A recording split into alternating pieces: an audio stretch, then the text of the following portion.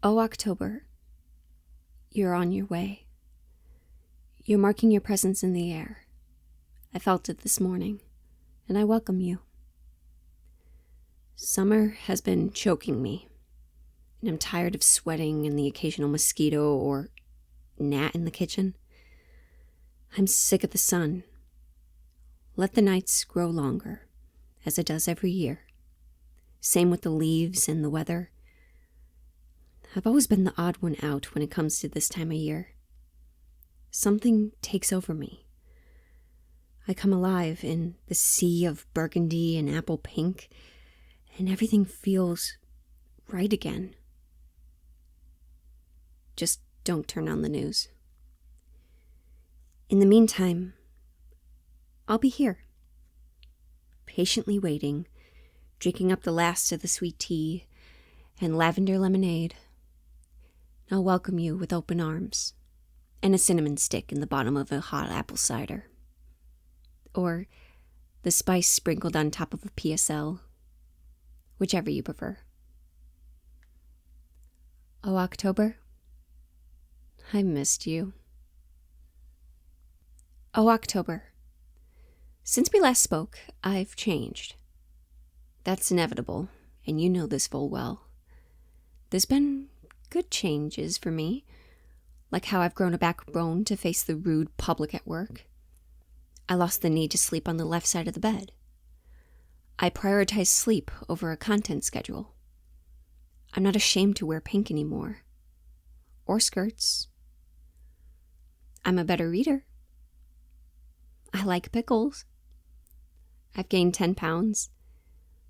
My waist is still visible, and yet I doubt that there will ever come a time where I don't envy the elegant feminine form of Barbie dolls from the 90s.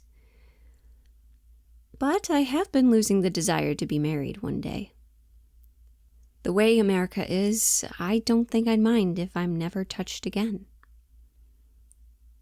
Still, I want to be wanted. That hasn't changed a bit. Don't we all, though? Fuck. Oh, October. I'm convinced I'm never gonna see the Northern Lights unless I travel much farther north than I've ever gone. Either that or Norway. Or, wait, that's kind of the same thing. Either way, it was a beautiful moon out tonight. Oh, October. I was feeling great until my therapy session.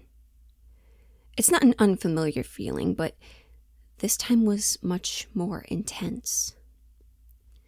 I imagined myself sitting on a bus with my 10-year-old self sitting a few rows behind me on the other side of the aisle. I know why I'm 10 years old in this scenario. My therapist asked me what I would say knowing what I know, knowing what I survived. I didn't have an answer for her, and that was the truth at the time. My mind went blank, but hours later, in bed, writing this, I envisioned that weird little girl clawing my face off, storming right up to me and unleashing her wrath. I'm bleeding from my nose and eyes, and the bus doesn't stop. The dirt road rocks us with every bump, and I'm not fighting back. I couldn't. I couldn't then, and I couldn't now. Not even in a daydream. Nightmare? Daymare?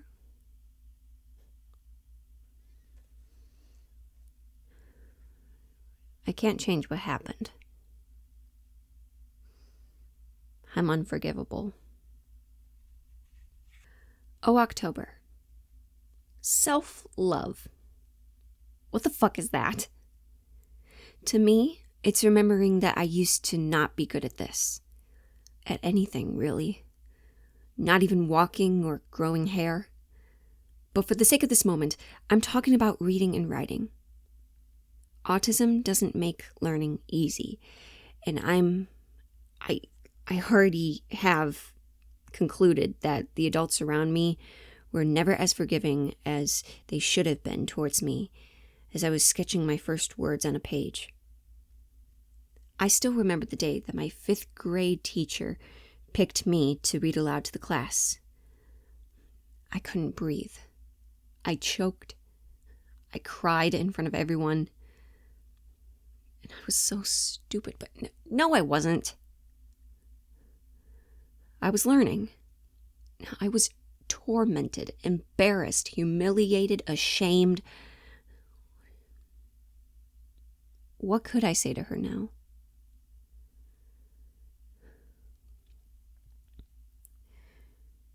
You improve. You grow. With the right support, that is. Just because I had a lower Lexile level compared to the rest of the students in my grade doesn't mean that I was never capable of getting better.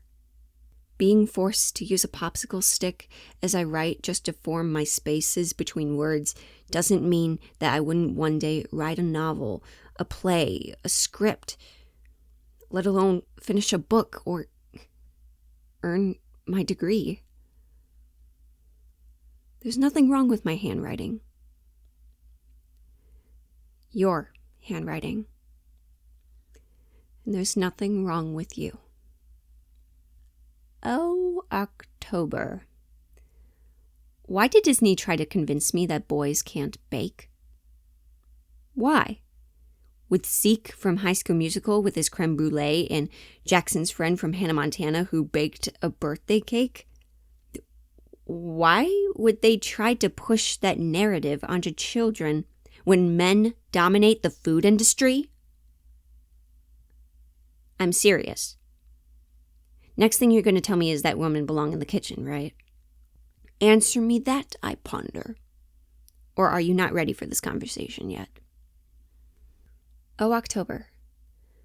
I'm just writing this entirely because I suddenly got the urge to pick up a pencil and start scribbling words on the page.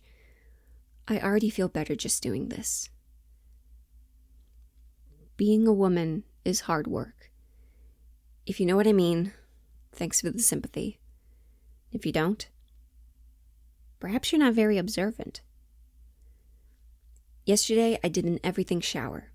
I did a face mask that has honey that warms up my face when I massage it in. I did my laundry and put on new bed sheets, which felt glorious on my shaved legs. I lit a candle, cleaned my room, and since getting YouTube Premium, I've been blasting through my Watch Later playlist. Without interruption, thank God.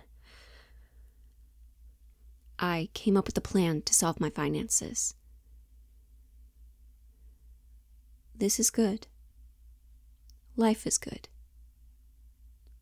For now. Oh, October.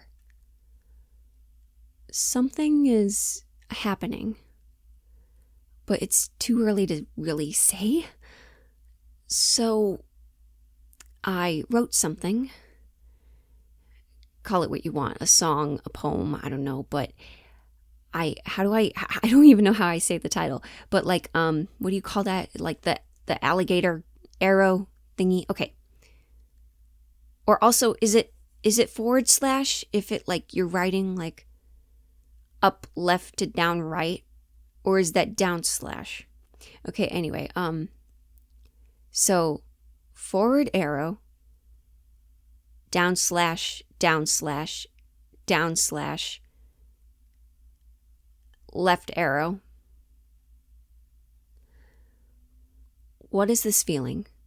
What could it be? Is it a dark rogue wave crashing over me? The thumping of hearts, a creak up the stairs. For something like this, how could I come prepared? I feel it sinking in, like the rain and the earth. Snap me out of it. I don't want to get hurt. I've been singing old songs, fancy little tunes. Then I picked up a pen and I wrote something new. It's been said long before. I start to think it's true. Do you think I'd survive if I fell in love with you? Oh, October. Are you sitting down? Good.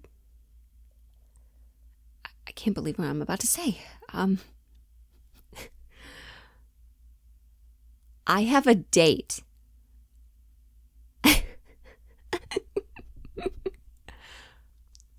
What? What the fuck is happening to me? This is my first date in 3 years. 3 years.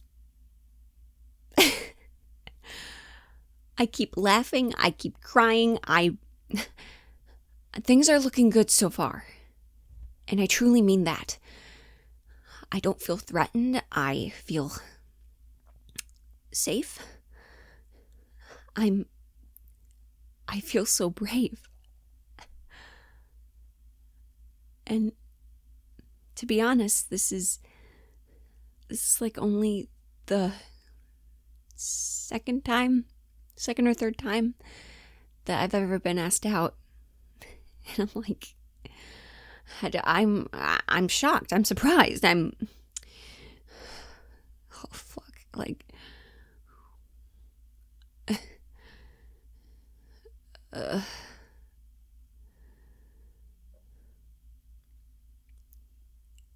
he's my type.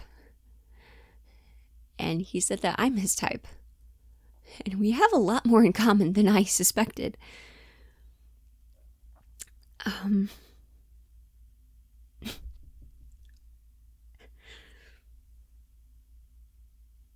I'm scared. But oh my god, I want to see what happens next.